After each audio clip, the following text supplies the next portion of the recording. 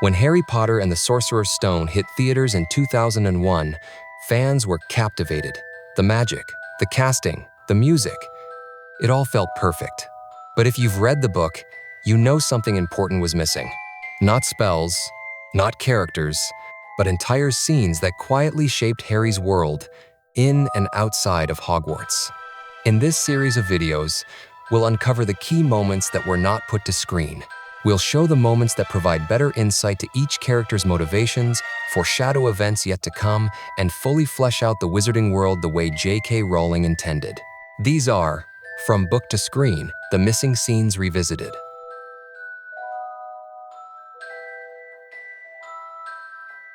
In the novel, there is a full month between Harry getting his wand on his birthday, July 31st, and leaving for Hogwarts on September 1st. He spends that month living with the Dursleys, who are terrified of him and refuse to speak to him. It was the Dursleys who actually drove Harry to King's Cross. The only reason they agree to take him to London is because they have an appointment at a private hospital to have the pig's tail Hagrid gave Dudley surgically removed. In the book, Peeves the Poltergeist is a fixture of Hogwarts life, representing the chaotic spirit of the castle. Described as a small man with a wide mouth and wicked eyes, wearing a bright orange party hat and a revolving bow tie, he spends his days tormenting students and the caretaker, Argus Filch.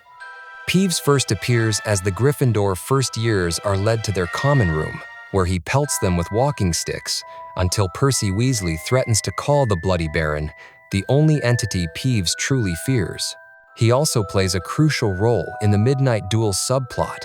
As Harry and his friends hide from Filch, Peeves spots them and begins screaming, "Students out of bed," to alert the authorities, nearly causing their capture. Later, Harry uses Peeves' fear of the Bloody Baron to his advantage by imitating the ghost's raspy voice while under the invisibility cloak, tricking the poltergeist into clearing a path. The most significant difference between the book and the movie is that Peeves was entirely omitted from the film. Although scenes were actually filmed with actor Rick Mayall, they were cut from the final version due to time constraints and dissatisfaction with the visual effects. Consequently, the movie loses the recurring tension of navigating the halls while avoiding Peeves' pranks and his tendency to snitch on rule breakers. The encounter with unicorns and centaurs is far more complex and philosophically rich in the book than in the film adaptation.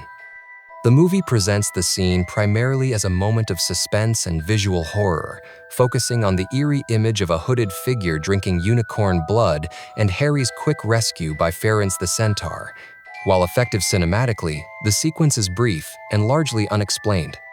In the book, the encounter unfolds slowly and with greater thematic weight. The unicorn is described in detail as a symbol of purity, making its slaughter a deeply disturbing act. Ference's explanation of unicorn blood, that it grants life at the cost of eternal damnation, adds moral gravity to Voldemort's actions, which the film only hints at. Additionally, the presence of other centaurs, such as Bane and Ronan, introduces a philosophical conflict. They interpret the stars and believe that events should follow a predetermined cosmic order, criticizing Ference for interfering in Harry's fate and letting Harry ride him on his back like a mule. This expanded dialogue transforms the scene from a simple chase into a meditation on destiny, sacrifice, and free will. In the book, Quidditch is more than a sport. It is a vital subplot that heightens the mystery surrounding Professor Snape. While the movie focuses on the visual spectacle of Harry's debut, the book features two distinct matches that play out very differently. The first match, Gryffindor versus Slytherin, is famous for Harry's broom being jinxed. In the book, the tension is amplified by Lee Jordan's hilariously biased commentary, which Professor McGonagall constantly tries to reel in. A key detail omitted from the film is the physical scale of the chaos. The Weasley twins actually fly underneath Harry to try and catch him if he falls, while Hermione has to knock over Professor Quirrell to reach Snape. Harry's iconic mouth catch of the snitch remains, but the book emphasizes that he nearly vomited it out onto the grass. The second match, Gryffindor versus Hufflepuff, was entirely cut from the movie. This match is crucial because Professor Snape insists on refereeing to protect Harry, though the trio suspects he wants to sabotage them.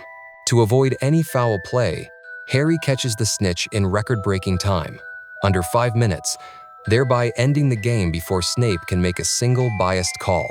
This victory is what allows Harry to spot Snape sneaking into the Forbidden Forest afterward, leading to the discovery of the plot involving the Sorcerer's Stone. The book deliberately misdirects the reader towards Snape, building tension over several chapters. The film accelerates this mystery, making the reveal less effective. In the novel, the Christmas dinner is a riotous affair featuring magical crackers that don't just pop, they blast like cannons, engulfing the room in blue smoke and discharging live mice, rear admiral hats, and non-breakable wizard chess sets.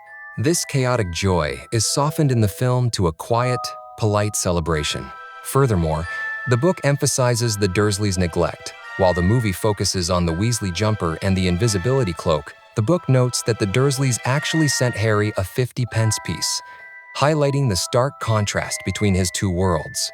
The book also includes more downtime, showing Harry and Ron spending the holidays playing wizard's chess by the fire and eating toasted crumpets, which builds their brotherly bond.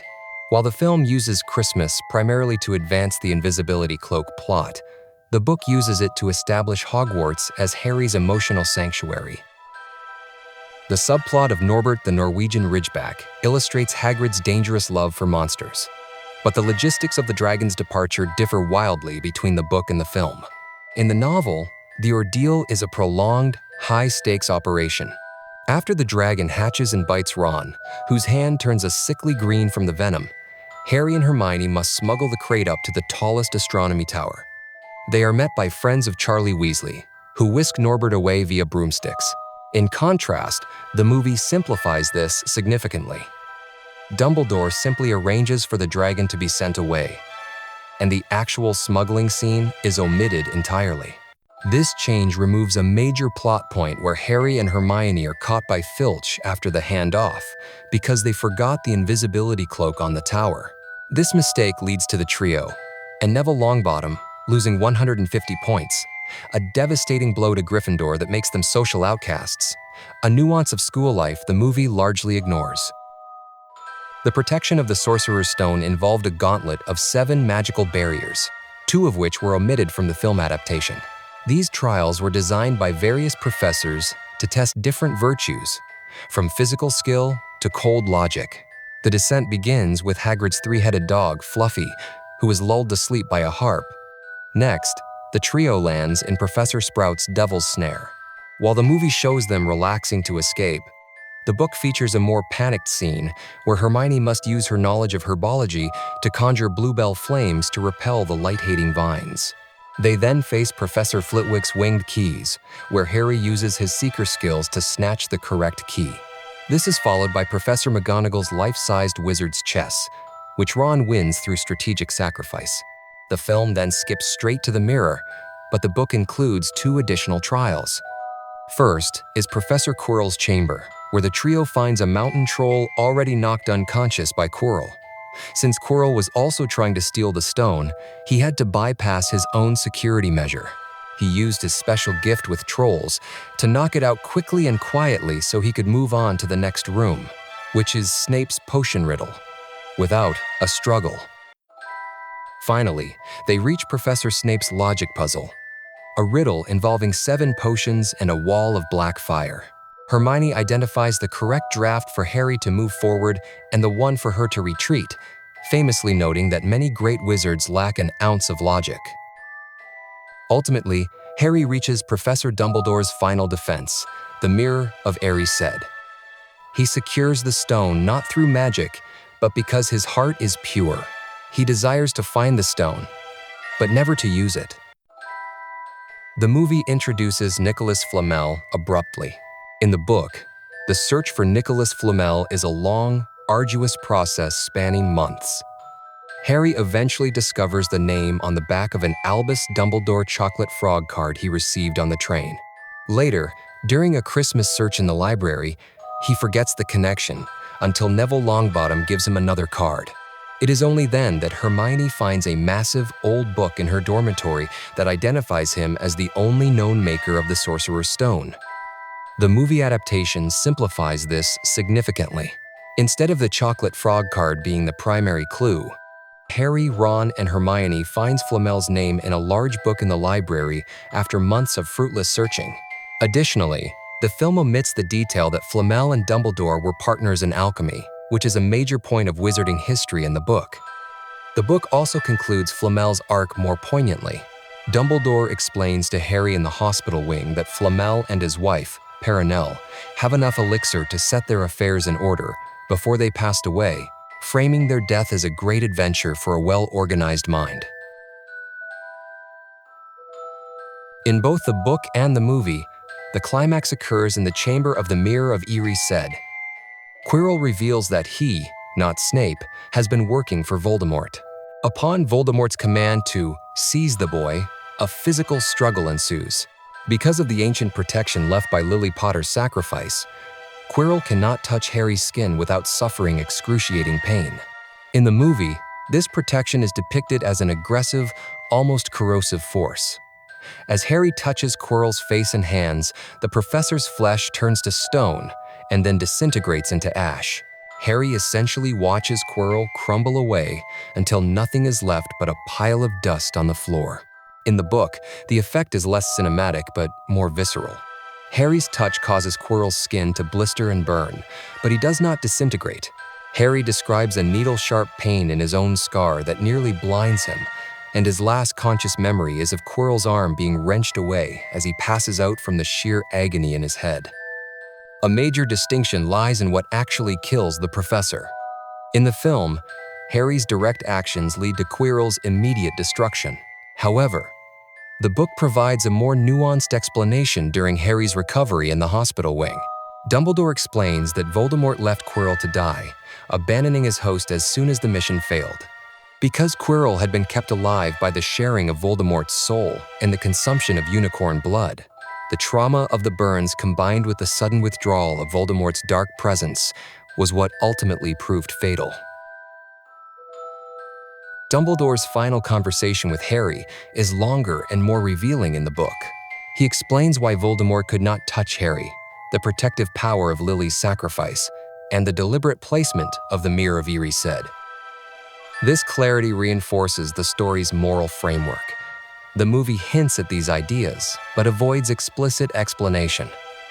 These cutscenes deepen character motivations, sharpen the story's themes, and remind us that before Harry became a legend, he was just a boy trying to understand a world that had waited 11 years to claim him. If you enjoyed this deep dive, like the video, subscribe for more wizarding lore, and tell us in the comments, which cutscene do you wish had made it into the film? Until next time, mischief managed.